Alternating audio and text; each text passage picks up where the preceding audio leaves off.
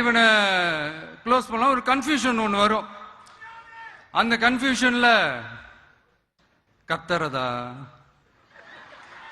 கதறதா என்ன பண்றதுன்னு தெரியாம வர்றவன் போறவன்லாம் கட்சி ஆரம்பிக்கிறான்னு சொல்லி இப்படி ஏதாவது பேச ஆரம்பிப்பாங்க. இப்போ நம்ம ஆட்சியில் இருக்கிறவங்க நமக்கு எதிராக பேசுறாங்க இல்லையா, அந்த மாதிரி. இப்படிப்பட்ட ஒரு அரசியல் காலத்துல கொஞ்சம் கூட ஒரு பயம் இல்லாம, ஒரு பதட்டம் இல்லாம, வர்ற எதிர்ப்புகள் எல்லாத்தையும் சும்மா லெஃப்ட் ஹேண்ட்ல டீல் பண்ணிக்கிட்டு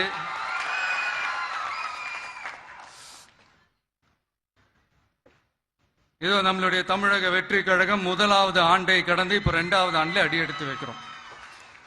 இந்த ஒரு காலகட்டம் தான் மிக முக்கியமான ஒரு காலகட்டம்.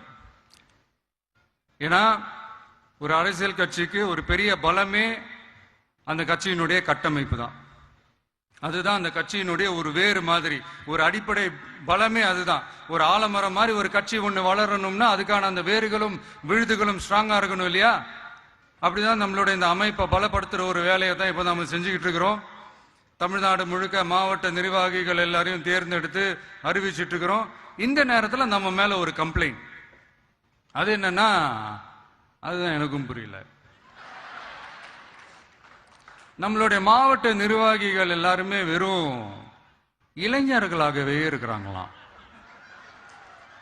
ஏன் இருந்தா என்ன?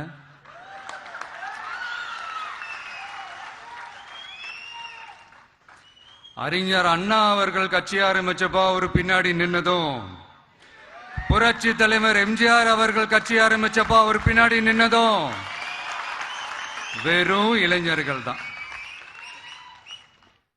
அந்த இளைஞர்களால தான் 1967லயும் 1977லயும் அந்த 2 தேர்தலையுமே ஒரு மிகப்பெரிய ஒரு வெற்றி கிடைச்சது. வரலாறு, அதுதான் வரலாறு.